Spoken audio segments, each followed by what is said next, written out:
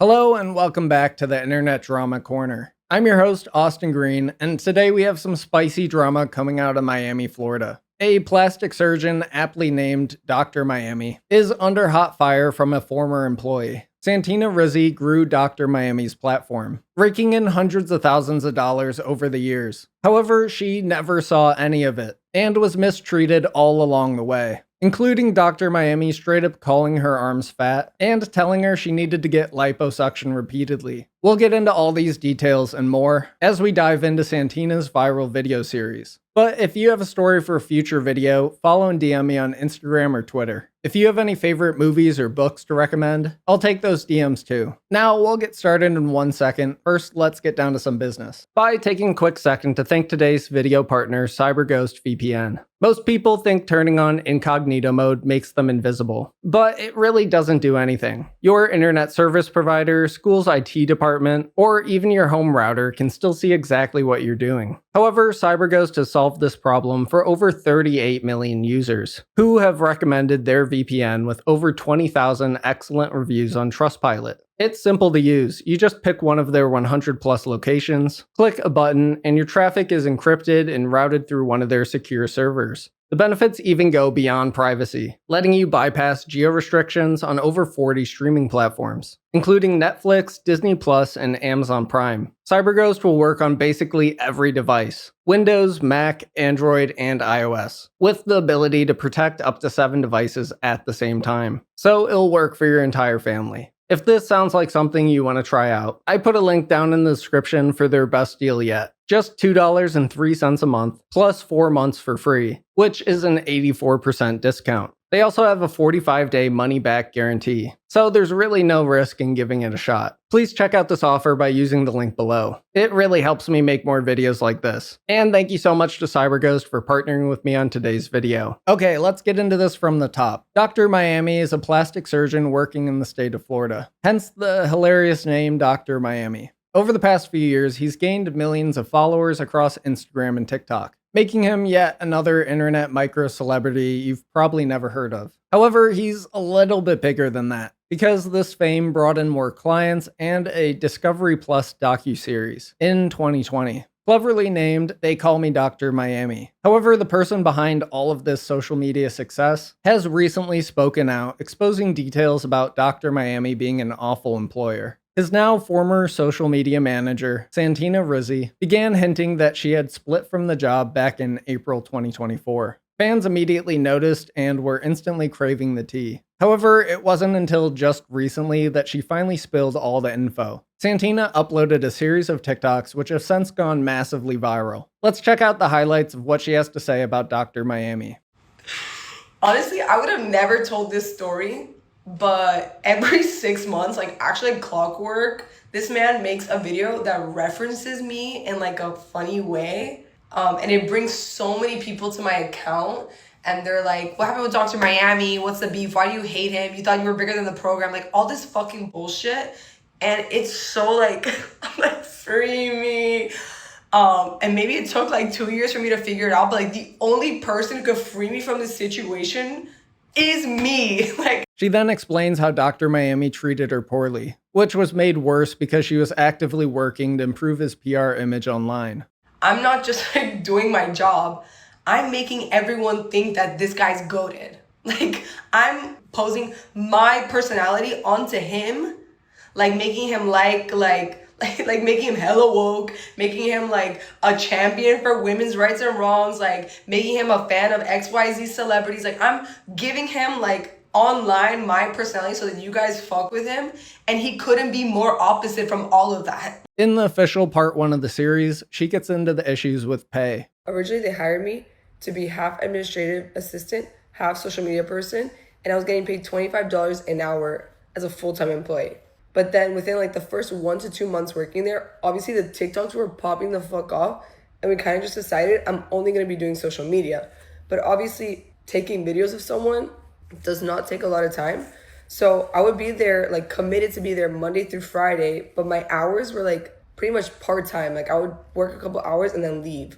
So making $25 an hour, like in a year, I made $40K. Like before taxes, and it just like was not enough to survive. And people would literally be commenting like, you need a raise, you need a raise, you need a raise, and he'd be like kiki like in the comments. Meanwhile, I'm like, nah bro, like I need a raise. Like even his kids would be like, give her a raise, whatever. She then explains how she rapidly grew their TikTok follower and engagement numbers within the first year of her working on it. Despite this, they continued to deny her a raise, claiming she was already being paid enough. I go to the office manager, Rosie, who's like his sister-in-law and also like, you know, part of the business. She runs everything. And I'm like, I love you guys, but like I cannot, this is like early in the beginning. I cannot work here because mama, I need to pay rent. Also, I had so much shit going on in my personal life that like my main goal was like, I need to move out and like make my circumstances like better. And she was like, we can't give you a raise, like, sorry. And it was so crazy because I had taken their account from like 1.1 million followers and 5% engagement to like 3.2 million followers and 25% engagement in like 1 year, like literally unheard of. And so like unheard of past 2020, like 2020, that was like kind of an easy thing to do with an account.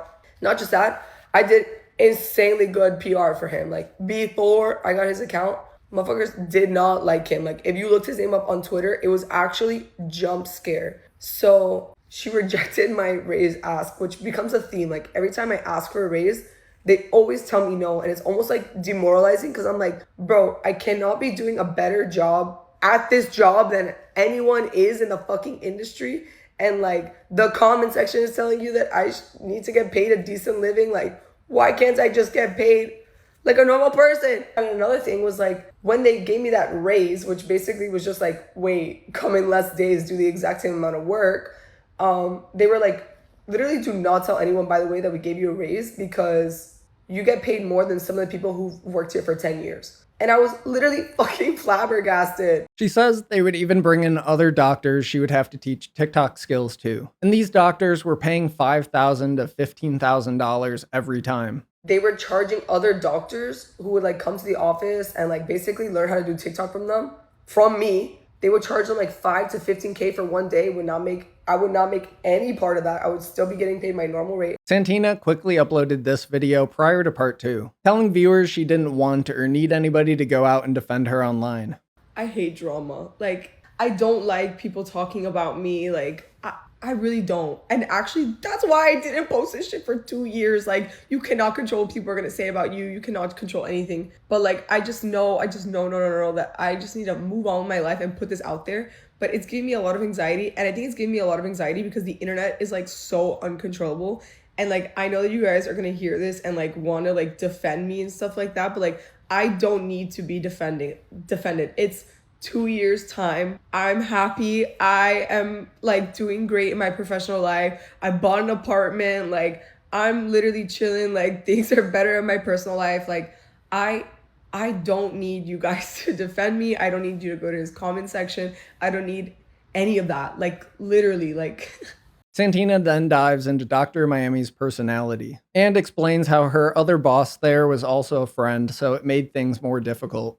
But the personality aspect is hard because not only do we have his personality, which is like erratic, insane, like he's the kind of person that like he has no concept of like good or bad.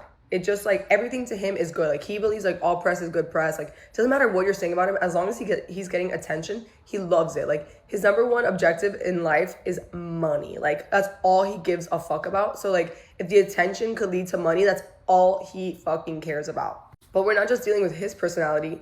There's the practice manager who's Rosie and like my good friend at the time. And at the time, I was like too close to the situation to recognize that like, though she was my friend, she was my boss at the end of the day. And the person whose side she was always gonna take was his.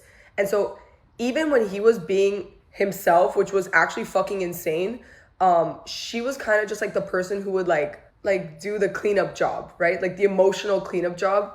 And I felt like really connected to her, which is why for a long time, like I didn't leave. Why also when I left, I didn't want to say anything bad about him because I didn't want to hurt the other people that are close to him, like Rosie, his kids, like his wife, like people that like just don't deserve to catch a stray on his behalf. But so you get an understanding of his personality and like how just like he just like doesn't, he has like no social cues. And it's not about his intent, it's about his impact. Then she talks about possibly the worst thing Dr. Miami ever did to her. When I first started working there, he looked at me and was like, "You need arm lipo." Like, no one asked. Like, you need 22-year-old girl, like you have fat arms, you need arm lipo. And I was like, I thought it was a joke at the time. Like I was like, yeah, ha, ha, ha. But he would bring it up so consistently that it became like a complex of mine. And I started to go to CrossFit with Rosie for 1 full year to spot train my arms. And every month we would go into his office and Rosie with a tape measure would measure my arms and he would literally laugh and be like, "You're not down, just get the arm lipo, just get the arm lipo, just get the arm lipo." And eventually I did, and like my arms look great, but like, is that an appropriate thing to say to your employee? Like, what the fuck? But like to him, it's not inappropriate or anything. It's just like, yeah, like your arms are fat, you need arm lipo. So that you understand how other people like enabled his behavior. So 4 or 5 days after I get arm lipo, I'm in so much pain, my arms are burning because like all this fluid would build up, and they get asked to go to Louisiana to collab with this doctor, and the doctor is paying them $30K for the day. And they tell me, you have to go. Obviously, because it's TikTok related, it's like, you have to be there. And I'm like, well, I am in so much pain, I don't want to go. And they're like, well, you have to go. Mind you, when I would go on these trips with them, like for business or for vacation, whatever it was, I was not getting paid overtime or extra work. It was literally like that same rate that I had negotiated at the very beginning. I was not getting paid a percentage or any, like nothing. And the day that we're going to Louisiana, my arms are filled with fluid. I had actually gone to like their hospital thing at midnight to try to get them drained and I couldn't. And I'm in the airport, I'm telling him my arms are in so much pain, I need to drain them. And he's like, "Stop being a fucking baby, like you're being a baby." And this is not just my employer at this point, right? This is my doctor who owes me a degree of medical care. And I have to continue to like take, like, I'm being serious. And he's like, "When we get there, we'll drain your arms. Whatever." So obviously we get there and we don't drain my arms because obviously we get there and Rosie's like, "Oh, we'll go follow him. Like, let's do videos and whatever." So I work a full day. My arms are in so much pain. I'm using my arms obviously with the phone. And I just have to like be like happy and in front of these like other doctors and just act like whatever. So the full day comes to an end. I'm just so like angry and upset because like at this point, it's like, okay, it's not even about the money or anything like that, but like you don't see me as a human being capable of experiencing physical pain. And that is a crazy thing, not just as my employer, but as my doctor. So I'm sitting there and I think I'm like tearing up. And Rosie is like, oh, like maybe we can see if you can get your arms drained now. And it's not even him who does it. It's the Louisiana female doctor from that practice ends up draining my arms, and she does it with a needle, and she's like, "Wow, that's a lot of fluid. I've never seen this much fluid in an arm lipo patient. Like, you must have been in so much pain." And I'm like, "Yes, I was." So we leave, we go back to Miami the next day, and the next day I'm thinking, okay, like I obviously worked extra time, like I'm gonna go home because I'm not getting paid extra, whatever. And they're like, "Let's go to the office, let's film a podcast, let's do the TikTok, da, da, da." So we go to the office, I work another full day. I'm working for 48 hours straight, by the way. And I finally go home after like this whole ordeal for the weekend. And I say to my friends, I am quitting on Monday. This is literally in November. Like I quit in March, by the way. But this is in November. I'm like, I'm quitting on Monday. I get to work on Monday, fully prepared to quit. And Rosie comes, this is what I mean. Like she was like the emotional cleanup job. She comes into the room and she's like, "San Rizzo, like, I just want to say like, we're sorry. And like, thank you so much for coming with us to Louisiana. Like, I know you didn't have to," which like low key, they made it seem like I had to. She's like, "I bought you and Megan," the other social media girl who went, AirPod Maxes." And so like I take the AirPod Maxes and I don't quit. And like, obviously accountability time, like I probably still should have fucking quit, but it's just, you don't understand. Like I'm good friends with her at this point, and like I'm telling her about my life as much as I can. But like there's also parts of me that I'm like hiding from everyone. So like I just feel like I'm faking it at home, I'm faking it with my family, I'm faking it at work. And I'm just like, bro, like it's just like the easy thing for me to do is just like take the AirPod Maxes and just move on with my day. And like, okay, I'm gonna quit soon. Just like, I can't handle this right now. Santina also explains how her dream is to be on the show Survivor. She was a finalist for auditions in a recent season, which caused her to inform her employer that she might be out for a few months. Dr. Miami, learning about this, proceeded to make fun of her in front of other staff. this was actually so hurtful to me. So I had applied for Survivor and I went through the entire casting process. I was a finalist. So I obviously did not make it on the show, but I had to tell my employers because I was going to be gone for 3 months. This is like my dream come true. And when I had to tell them, I'm the kind of person, I hate telling people things until it happens. Like, I don't want anyone to jinx it and I don't want negative opinions. So I had to tell them, but I didn't want to tell them. And I impressed on them, like, please, please, please, this is very important to me personally. I don't want you to say anything to anyone. I have to tell you because you're my employer and I might be gone. And they're like, okay. The next day, or maybe that same afternoon, I walk into the OR and he has told the entire OR staff, who I think, I'm pretty sure, they did not really fuck with me. Like, they thought I was like annoying because they're really serious people. And like, I would be in there, like asking them to do TikToks and stay later than like they usually do. And they would have to because he would force them to. But like, they just thought I was like I had a silly job, whatever. So when I went in there, they were like all making fun of the Survivor thing. And I was just like, I literally felt like a kid getting bullied at like the lunchroom table. I'm like, bro, like, I tell you, this shit's my dream. Like, please don't say anything. And you just don't like have enough like ability to understand other people that you just go shit on, like literally shit on that and laugh on it. Like, I went to my office and I sobbed, like literally sobbed. And of course, Rosie has to come and do the cleanup job. Dr. Miami saw these first few videos and responded via TMZ. Dr. Miami said he saw Santina as a daughter, not an employee. He says she came to his home for Shabbat dinners and traveled with his family to Israel. The doc says their relationship was close like family, and adds, when it comes to family and business, there's a risk. But we take that risk. Everyone that works here is family. Dr. Miami says he's sad she moved on, and is more sad she had that experience. He says he doesn't want to invalidate what she's expressing, but says from his perspective, his team is happy and paid well. He says there's no bad blood on his end, and he's forever grateful for the work she did for his social media presence, and wishes her the best and would hire her back.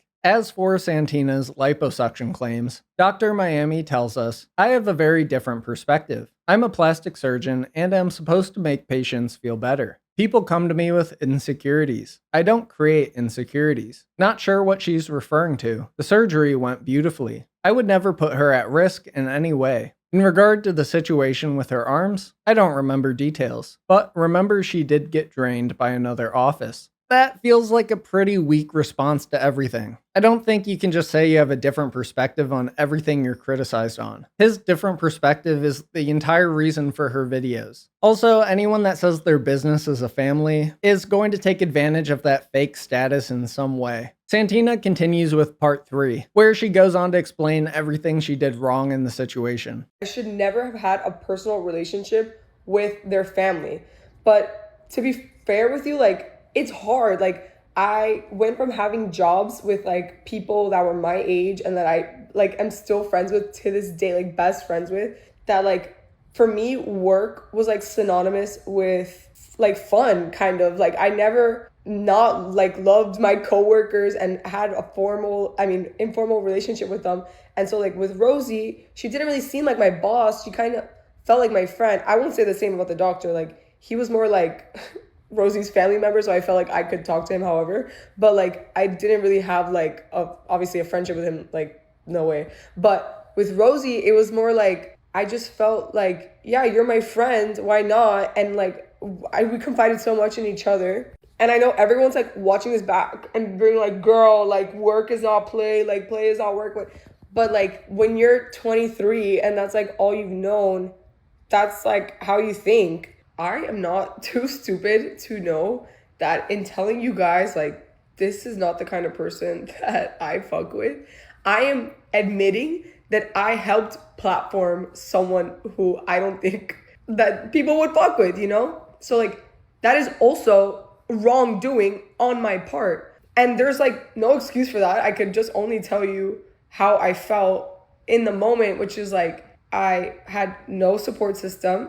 I had transitioned into this new career. I had nothing to rely on. I had no like support. And for me, it was just like, this is a job. I sometimes might not agree with it, but I need this like day to day. In part 4, Santina begins to explain what led to her breaking point.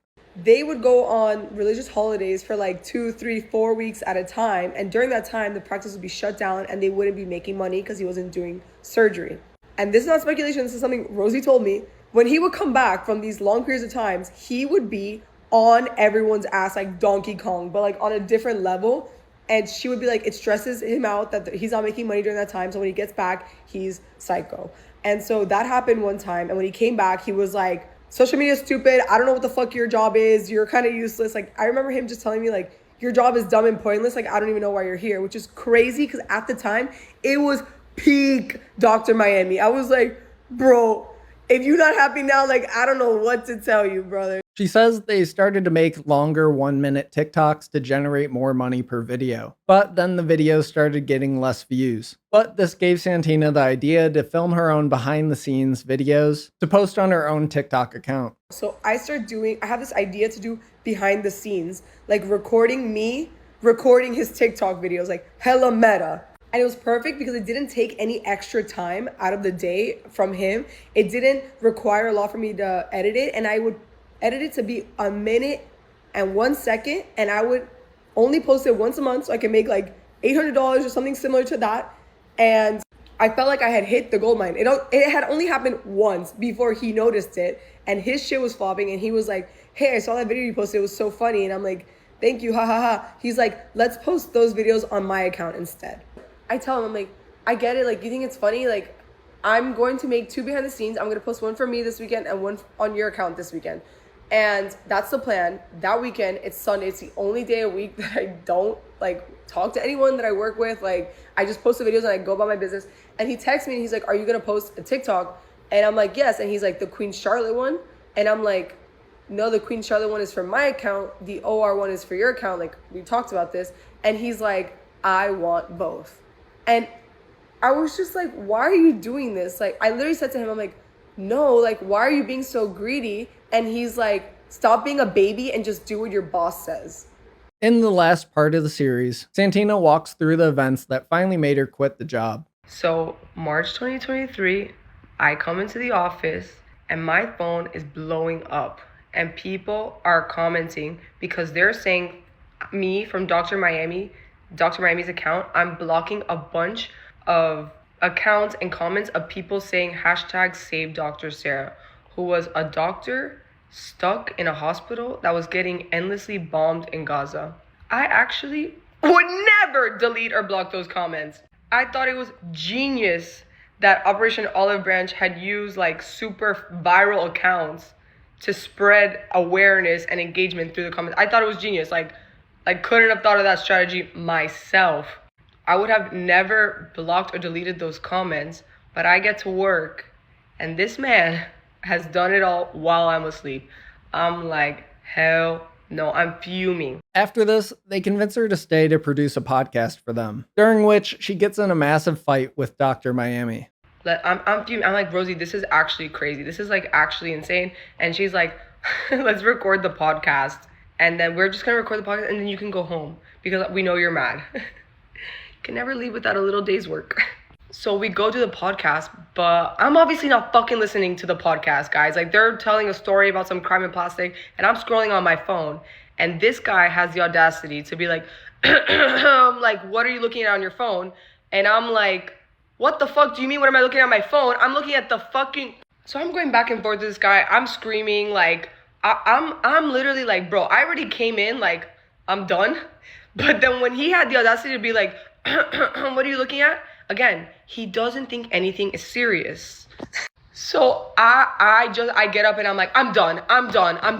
And I go to the elevator to leave and Rosie's like, send Rizzle. And I'm like, I don't know, Rosie. The elevator closes and I leave.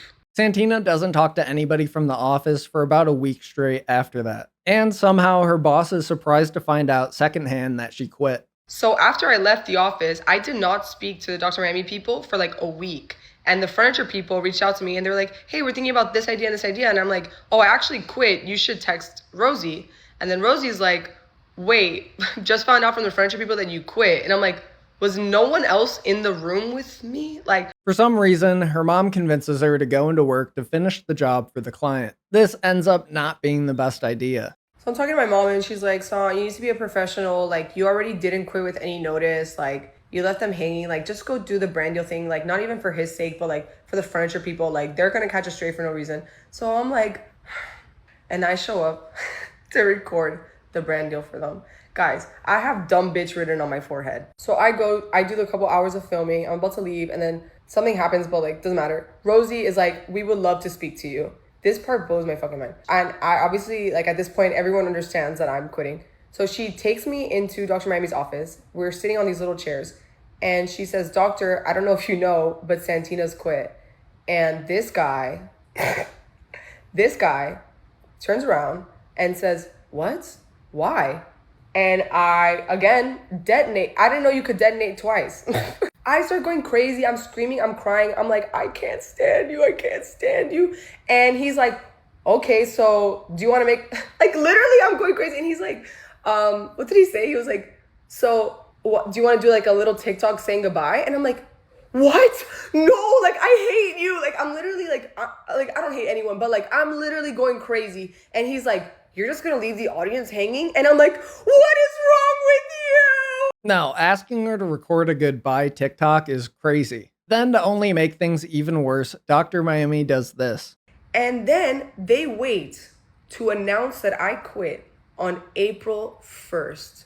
It is the perfect ending. The perfect ending for a fucking jester.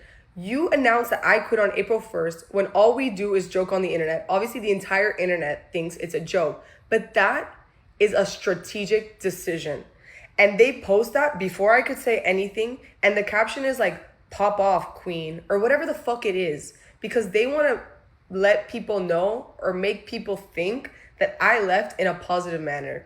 Either that's the image they want to put out there, or that's genuinely how he felt, which either one could be fucking true. I'm not sure. All in all, Santina claims she's moved past this, and her real goal with all this new attention is clear. Since you guys are here, the worst part about that story, like the shit that actually made me the hottest, I think of all the ways I was treated, was the Survivor thing, because it meant so much to me. I'm a huge fan of the game. I've actually, this is embarrassing, I've applied like 4 or 5 times for that show. And I felt like when they made fun of it, I was like, energetically, it's not mine anymore. But I'm also like a firm believer that everything happens for a reason. And the seasons I was like, was like 1 or 2 seasons that I was maybe going to be casted on. Dee ended up like winning one of those seasons. And she's also like a blonde Cuban girl from Miami. So I was like, you know what? They put Dee in. And it just probably wasn't my time. Like I was obviously my dumb bitch era. Like I could not play the game. Like I was just not there mentally, but I'm here now and I'm ready to play. So put me in, Jeff. Also, so this was my call to action. Like tag Survivor, please. Santina has also found a new sense of freedom after finally getting to share her story. My take after going through everything is that Dr. Miami's response in that TMZ article is disconnected emotionally from what Santina actually explained in those videos. If anything, he might just live blissfully unaware of what's going on in the lives of those around him. The arm liposuction story is absolutely traumatic, and there's definitely something illegal that happened in all that, like straight up commenting on your employee's body fat. What kind of freak does that? But let me know what you think about the entire situation down in the comments. Follow and DM me on Instagram and Twitter if you have any good recommendations. Thank you so much for making it all the way to the end. If you want to take advantage of CyberGhost VPN's amazing deal, make sure you visit the link in the description. Protect your data on 7 different devices and unlock blocked content on multiple streaming platforms, all for just $2.03 a month. Completely risk-free. Thank you to CyberGhost for their support, and I'll see you in the next one.